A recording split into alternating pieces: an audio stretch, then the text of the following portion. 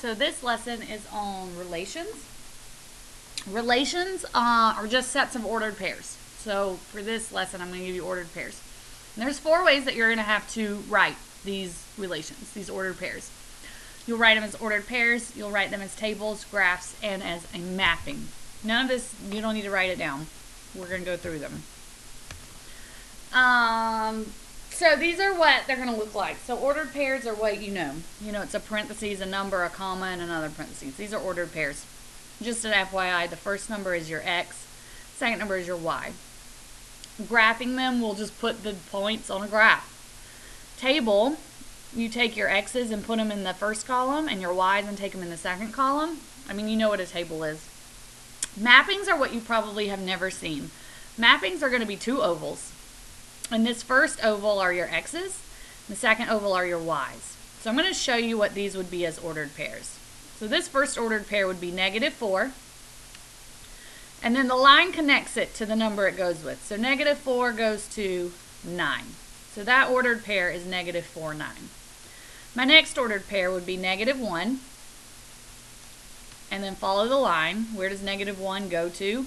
It goes to -6. My next ordered pair would start at 1, and it also goes to -6. So it would be 1, -6. And then my last ordered pair starts at 3 and goes to 11, so it would be 3, 11. So that's how mappings work, and we're going to do several of them in this lesson. I do need you to write this relation down, and then I'm going to go through how to do it in a table, a graph, and a mapping. Okay. Hopefully you wrote it down. Tables are super easy. Remember I told you ordered pairs go X's and Y's, X's and Y's, X's and Y's. So we're going to take all of our X's and we're going to put them in the first column. So a 1 and a 2 and a 3. And then you just match up the Y's right beside it. So 1 goes with 3, 2 goes with 4, 3 goes with 5. So that's your table. Graphing, you're going to draw a graph. We're going to plot these points. So 1, 3 would be right here. Over 1, up 3. 2, 4, you'd go over 2 and up 4. So it would be right there. And last up, 3, 5, you go over 3, up 5, and it would be there. So on the graph, we're just plotting these points. You don't need to connect the dots, just plot the points. And then the mapping, the thing that's probably the most new to y'all, we're going to do 2 ovals. Again, X's go in your first one, so I'm going to put 1 and 2 and 3. And my Y's were 3 and 4 and 5. And then you connect the dots. 1 goes with 3. I'm getting that from right here. So I'm going to connect 1 to 3. 2 goes with 4. So I'm going to connect 2 to 4. 3 goes with 5. So I'm going to connect 3 to 5. Okay, here's another one. Write this one down. Nope, don't. It's a waste of our time. I do want you to write it down. I'm just going to add another one. I'm going to add 2, 5. Alright, this one I want to do. Write this one down.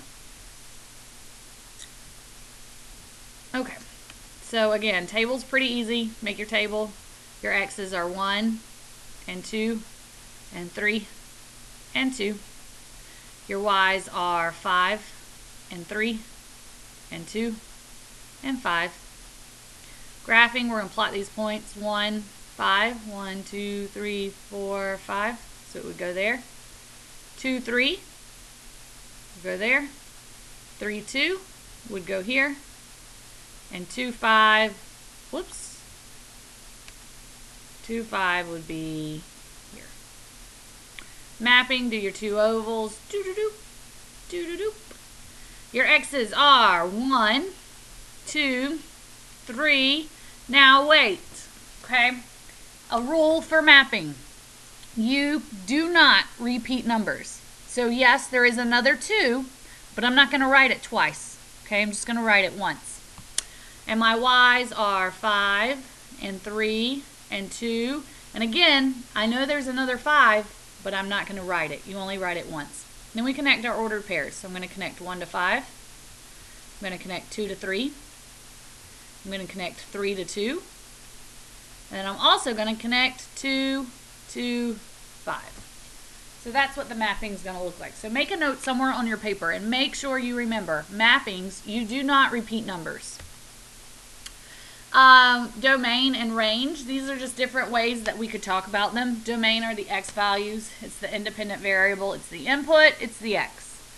Range are the y values, it's the dependent variable, it's the output, and it's f of x. Take a second, write those down, and then we'll move on. Inverse. Inverse is super easy. Inverse, we just flip-flop them. Okay, the ordered pairs are flipped. So instead of 2, 5, inverse means we flip it to 5, 2.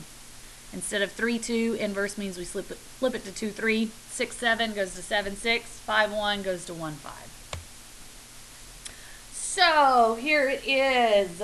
Here's all of it together, the whole shebang. Write down the ordered pairs, and then we're going to go through everything. Okay?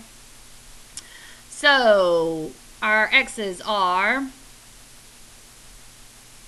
y. Okay, we're going to take this last one out because I only have 4 boxes. Plus, you shouldn't have and in there anyway. All right, write this down. These are your ordered pairs. So I got 3, 2. I got -1, 4. I got 0, -3. And I got -3, 4. And then we're going to plot them. Over 3, up 2. There's that point. -1, up 4. There's that point. 0, -3 is going to be down here. -3, 4 is going to be up here. Remember, x's go in your first oval, so I got 3, -1, 0, and -3. Y's are 2 and 4. And -3, make sure you do not write that 4 again. You only write numbers once. And now we're going to connect them. 3 goes to 2, -1 goes to 4, 0 goes to -3, -3 goes to 4. Domain. All right. You got to do your little squiggle, your little bracket, okay? Domain are your x's. If you made the table, then domain's real easy. Our x's are 3, -1, 0, -3. Close your bracket. Range are your y's, which are 2, 4, -3. And just like with the mapping, you do not repeat numbers on the range. Okay, so don't write that 4 twice. We just write it once. Inverse, remember, just means that we're going to flip them. So instead of 3, 2, it's going to be 2, 3. Instead of -1, 4, it's going to be 4, -1. Instead of 0, -3, it's going to be -3, 0. And instead of -3, 4, it's going to be 4, -3. And close it with a bracket. I want for you all to do this one. So pause it. I want you to try and do the whole thing, and then we'll check it. So hopefully you legitimately did this. I got -1, 2, 3, -1, 4, 6, and -5, -2. -1, 2 is going to be up here. 3, -1's down here. 4, 6. 1, 2, 3, 4, 5, 6. -5. 1, 2, 3, 4, 5. -2. -1. These are my x's. -1, 3, 4, -5. My y's are 2, -1, 6, -2. Connect the dots. -1 goes to 2, 3 to -1, 4 to 6, -5 to -2. My domain are my x's. -1, 3, 4, -5. None of them repeated, so I could write them all. But remember, if any of them did repeat, you would not write it twice. You would only write it once. Range is 2, -1, 6, and -2. And inverse just means you flip them. So it would be 2, -1, and -1, 3, and 6, 4, and -2, -5. And close it with a bracket. Okay, so we kind of did this on the very first slide. If I give you a mapping, I want you to be able to write the ordered pairs. So this first ordered pair goes from 5 to 1, so it would be 5, 1. Your next ordered pair is 7 to 2, so it would be 7, 2. 4 goes to 9, and 0 goes to 2. Now, if it says write it as a set means you have to have these brackets. Okay, so you need to put brackets around them. Making them as a table, we would put 5, 1, 7, 2, 4, 9, and 0, 2. And inverse, remember we just flip them. So it'd be 1, 5, 2, 7, 9, 4,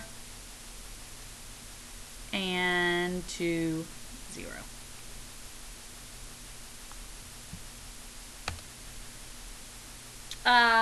Okay, you guys can try this one, please.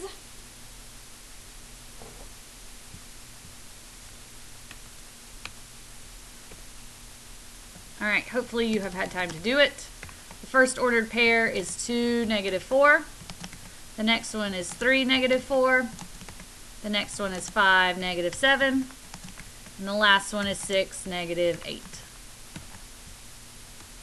Table, you should have 2, -4, 3, -4, 5, -7, 6, -8. And then the inverse is going to be -4, 2, -4, 3, -7, 5, and -8, 6. Okay.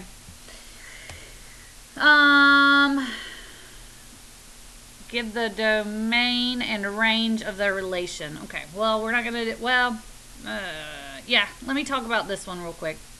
So domain are your x numbers, right? So this domain would be 1, and 2, and 3. So the domain here, remember you got to put it in brackets, are 1, and 2, and 3. Your range are your y's, which goes 2, and 3, and 4. So your range would be 2, 3, and 4. Okay, let's do this one up here. Domain are your x's, which would be 6. Remember, these are your x's. So 6, and 5, and 2, and 1. Range are your y's, and we don't repeat, so it's just -4, and -1, and 0.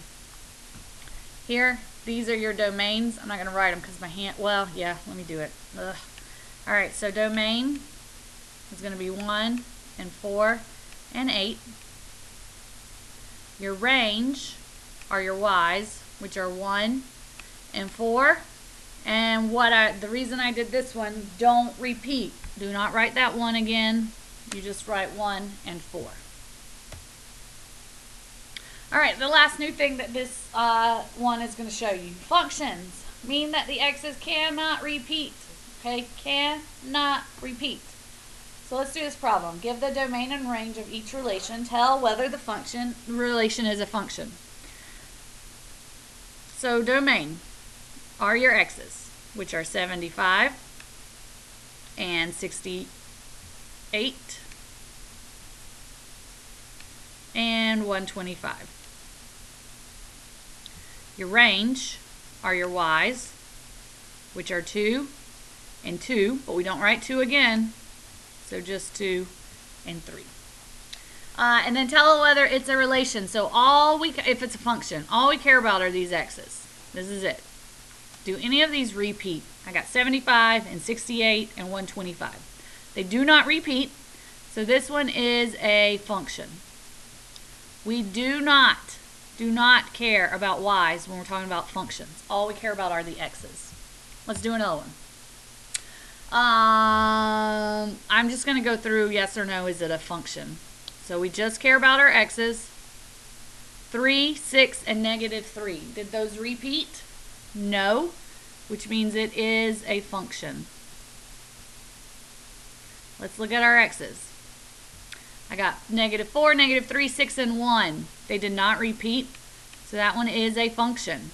We don't care about the y's. Does not matter. Here, number 3, I got 14, 2, -1, and 2. Did any of them repeat? Yes, the 2 repeated. So this one is not a function because the 2's repeated. How do you tell if it's a mapping, whether or not it's a function? Well, again, all we care about are the x's. This is it. If it has 2 lines coming out, that means it repeats, which means it is not a function. So this one is not a function because this 7 repeats. 7 goes to 0 and 7 goes to -1. So it is not a function. This one, this has 1 line, -1 has 1 line, 1 has 1 line, 3 has 1 line. So this one is a function because each x only has 1 line coming out of it. Again, we do not care about the y's, that -6 had 2 lines. All we care about are the x's. Same thing, let's just talk about whether or not it's a function. So my x's are -3, 2, 3, and 2. So that means no, it is not a function because the 2's repeated. Sometimes you will be given graphs and you want to figure out if the graph is a function. The way you do this is you do something called a vertical line test. And what that is if you draw a vertical line straight up and down, if it touches twice, it is not a function. So this graph is not a function because it touches twice. If it touches once, then it is a function. So if I draw a line here, it is. If I draw a line here, it touches once. Let's talk about a line right here. This dot is open, and this dot is closed. If the dot is open, that means it does not touch. If the dot is closed, that means it does touch. So even though it looks like it touches here, because it's an open circle, it really does not. So this one is also a function. It doesn't matter where you draw your line, it's only going to touch once. So I want you guys to try these 3. Tell me yes or no, are they functions? Right here, hopefully you drew a vertical line, saw, wait a second, it touches twice. So this one's not a function. This one is, the middle one is very tricky, okay? And there, I'm telling you, there's one like this on your test, so you need to listen to this, okay? If I draw a vertical line through this line, how many times does it touch? Well, it touches once here, and here, and here, and here, and here, and here. So it touches a gazillion little times.